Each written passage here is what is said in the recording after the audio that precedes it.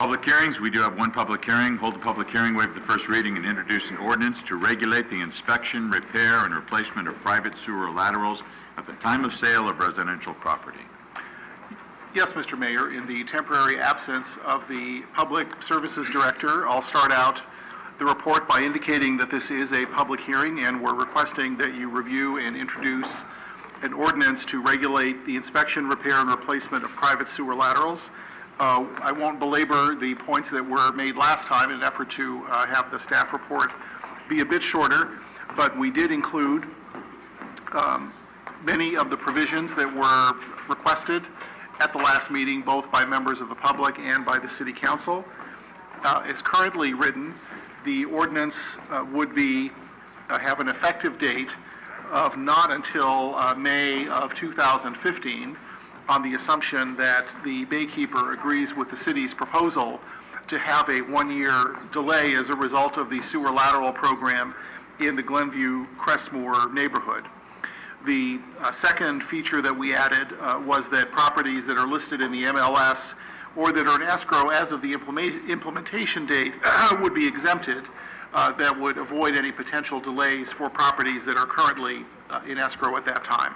So that was one of the other features. And then importantly, we've included and continued a 120-day grace period for those repairs to be made if necessary after the close of escrow, so as to ensure that even properties that are covered would not experience a delay in the close of escrow. Number 4, we did consider and include a provision that shared laterals would be exempted. We've discussed that issue with other cities, and they make a decision generally at the time. We think that it's clear to make a decision ahead of time and simply say that we're not going to include those in the program. We don't think there are really that many of them in comparison to the total number of laterals that would be covered. And then finally, we accepted the suggestion that we should not include transfers of property that don't involve some sort of consideration. So if you're refinancing your property, you have to take it out of a trust and then put it back into the trust. That's the sort of thing that would not trigger the ordinance. There are a couple of things we didn't include, so I just want to highlight those. There was one suggestion to have the ordinance apply only to properties for 4 or fewer. We think that residential properties are the reason why the ordinance is being requested and implemented, and that it was better to include all residential uses, whether they are single-family or multifamily dwellings. Of course, unless they have a shared sewer lateral, in that case it would be exempted.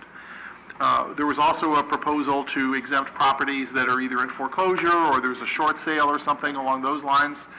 We didn't recommend including that because it's really impossible for the city to become involved in understanding whether property owners are making money, losing money, or breaking even. It's not a business that the city is really able to be in.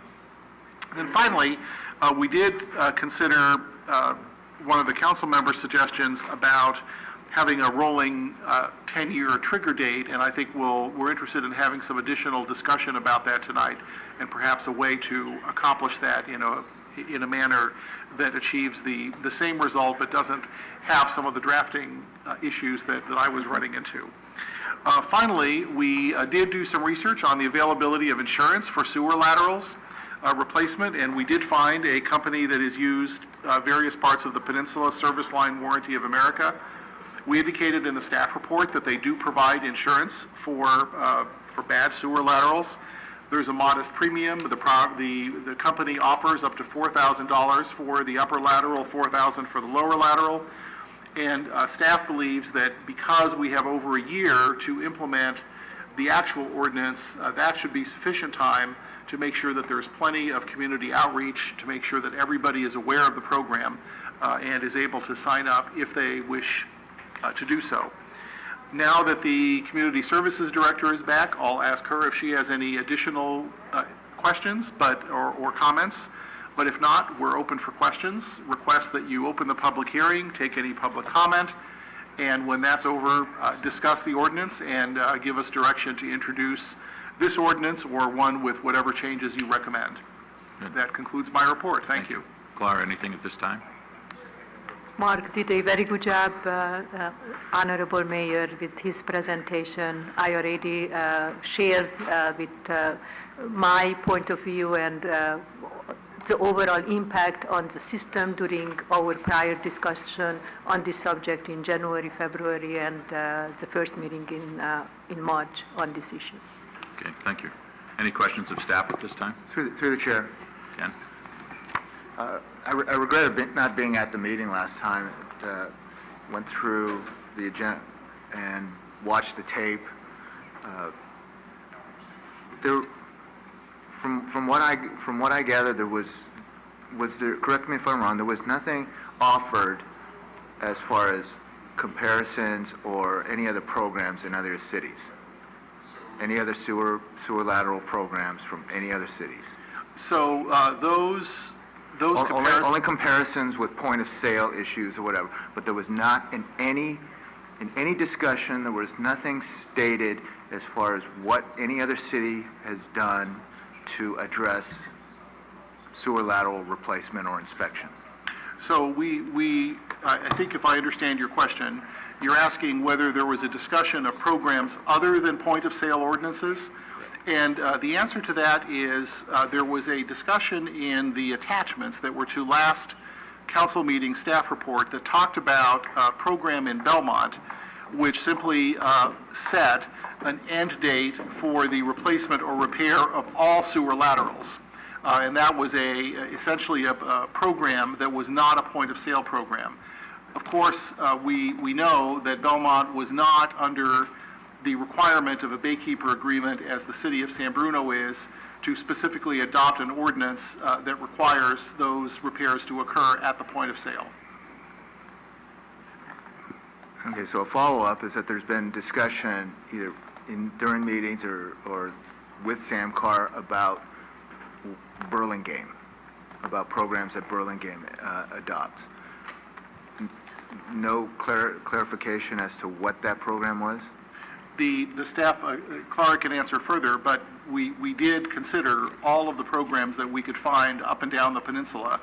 And what we discovered was many of them are far more restrictive in terms of the types of repairs to a home that would trigger the implementation of the ordinance. Many of the cities, including Burlingame, have provisions that are triggered not just when you sell the property, but when you remodel and make other kinds of improvements. Our proposed ordinance does not include those features. Thank you. Oh, if I could, did you reference the issue on the condominiums? Yes. The question of whether the ordinance should apply to condominiums did come up, and it's staff recommendation that that condominiums and cooperative apartments be excluded. And the reason for that is because their sewer laterals are often covered by a homeowners association, and they're not owned by the individual unit owner. So those are exempted. Any other questions of staff before we open the public hearing? All right, we'll open the public hearing at this time. Anyone in the public would like to address the council on this item? On this item. Okay. Seeing none, if I close the public hearing, you're precluded from discussing this with us. Council Perry, do you have something to say on this item? Yes. Oh, Perry Peterson, Scenic Route. I don't know what you're going to do for discussion, but if you raise items in discussion that the public may want to comment on, is it possible you might reopen the public hearing? it's possible. Thank you. Okay. Anyone else? Have a motion to close the public hearing? So move. Second. Motion and a second on the question. All in favor? Aye. Okay. Council discussion?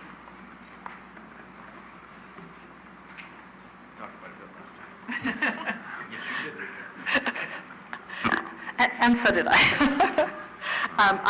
I appreciate, if I may, all the work that staff went into doing the further clarifying all the information and all the questions we had from last time. And I have no other questions or tipping points as far as I can tell.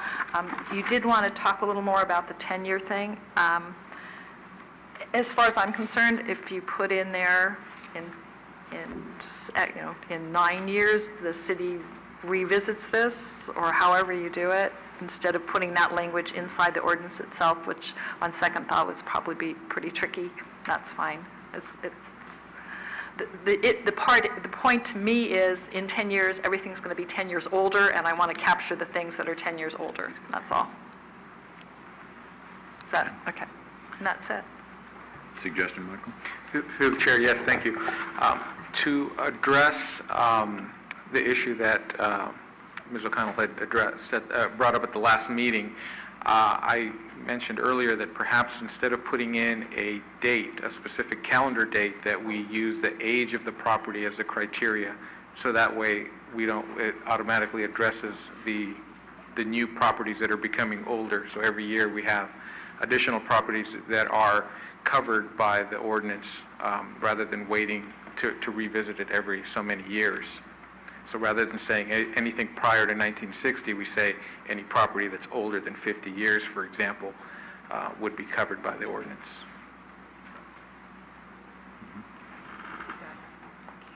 Well, my question was to the city attorney if there would be any issues with that, or if that's a possibility of changing the language in that manner. We could certainly do that, and you could introduce the ordinance with that change. If you were to do that, then Section 10.13.030B would be slightly revised to say, for residential properties originally constructed X years, fill in the blank, prior to recordation of the transfer deed, comma, the property owner shall, at his or her expense, perform the following. So that would accomplish that result. Okay. Anything else, Ken or Rico? I'm just going to say that I'm against point of sale, and I've been against point of sale, and I just feel, my feeling here is that we're catering to Baykeeper on a point of sale, and we're not addressing the real issue of trying to avoid sewer overflows and to correct all of the deficient and old sewer laterals in this community. And it just keeps ringing in my ears, the whole mantra of SAMCAR is that it will take 45 years, in good transition to replace all the sewer laterals. So I'm going to vote no on this and hope that within the next year that we come up with a better solution to address the issue. Okay. Anything, Rico? Obviously, at the last meeting, I had quite a few questions and comments, and so I'm still have not moved off my position from last meeting. Okay. Any action by the council? May I make one Sure. more comment? Okay. One of the things that we discussed that maybe did not make it into a written format was that this, if we pass this, we need to pass something for baykeepers. If we pass this, it captures more than what they were requiring. It doesn't quite do what you're asking, but it's a start. The other piece is we can have an additional program to move forward to what you're doing. So this is a start. I've asked staff to make sure we bring this back a year after its implementation with statistics showing how much it really does accomplish. And I think after we see that, we can do a better job of capturing more of what we really want to. So I'm satisfied that we can do a good job. And I feel compelled that we really need to do a job now. So with that, Need a motion to waive the first reading. I'll move to waive the first reading. I'll second. Motion is second to waive the first reading. On the question, all in favor? Aye. Aye. Opposed? So at this point, if we wanted to make a modification, then we would need a motion to modify the reading that we just waived. Well, actually, you could simply make a motion to introduce the ordinance Okay. with whatever modification you Okay. vote on. Very good. You want to do that? Okay. So if there's no other discussion, then I will introduce the ordinance for vote with the change that we modify the calendar date and instead replace that with an age. I think initially I would recommend that we go with 50 years, which would give us the same result as if we were to leave the ordinance the way it was right now. Okay. Councilmember Salazar. Aye. Councilmember Rivera. No. Councilmember O'Connell. Yes. Mayor Ruane. Yes. Vice Mayor Medina. No. Thank you. Thank you very much. This will be brought back for adoption on the next available consent calendar. Okay, great, thank you. Now, just before we go to the bicycle and pedestrian discussion, I would like to present the proclamation to Deborah Oden, who just happened to walk in. So this is a recognition, a proclamation recognizing the Mayor's Day of National Service, April 1st, 2014. And whereas service to others is a hallmark of the American character and central to how we meet our challenges, the nation's mayors are increasingly turning to national service and volunteerism as a cost-effective strategy to meet city needs. And whereas national service participants address the most pressing challenges facing our cities, from educating students for jobs of the 21st century and supporting veterans and military families to providing health services and helping communities recover from natural disasters. And whereas national service participants serve in more than 60,000 locations across the country with commitment, dedication, and patriotism, expanding economic opportunity by creating more sustainable, resilient communities, and providing education, career skills, and leadership abilities for those who serve. And whereas national service participants increase the impact of the organizations they serve through their direct service and by recruiting and managing millions of additional volunteers. And whereas the Corporation for National Community Services, joining with the National League of Cities, City of Service, and mayors across the country to recognize the impact of service on the Mayor's Day of Recognition for National Service on April 1st, 2014. Now, therefore, I, Jim Ruane, Mayor of the City of San Bruno, do hereby proclaim April 1st, 2014 as National Service Recognition Day and encourage residents to recognize the positive impact of national service in our city. Rico, would you present this, please? Yes, Mr. Mayor. Thank you. Thank you, sir.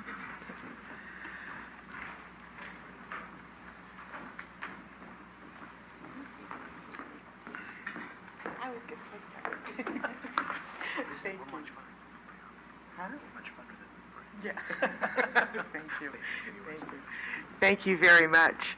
I'd like to apologize for being late, but I was at Millbrae prior to coming to San Bruno. Did you So thank prioritize May. Millbrae over San Bruno? Or Huh? You didn't prioritize Millbrae over No, San last year I Bruno? did this first, Okay. and then I went to Millbrae. So it was- Okay, as long as we got it straight. Yes. Thank you for inviting me, and thank you very much for the proclamation. Just before leaving my office tonight, I checked on the Corporation for National and Community Service website, and you are one of over 1,248 mayors nationally that are honoring April 1st as Mayor's Day of Recognition of National Service. You are one of 40 cities in California. So we are representing about 15% of the mayors who are signing on to this. So I'm real pleased about that. The federal agency is the Corporation for National Community Service, authorized by and funded by Congress. We've been in San Mateo County for 40 years. Like to say we're the best kept secret in town for those who don't know about us. Our sister programs are AmeriCorps and VISTA. VISTA is truly the domestic Peace Corps. RSVP is one of the 3 programs that make up the Senior Corps. We're the only non-stipend volunteer service, national service program that the corporation funds. We have volunteers doing all sorts of things, helping the communities that they live in, helping our county to be such a great place to live. And I thank you very much for this proclamation, and it will be presented at the RSVP recognition event on May 29th. Great. Thank you for all your hard work.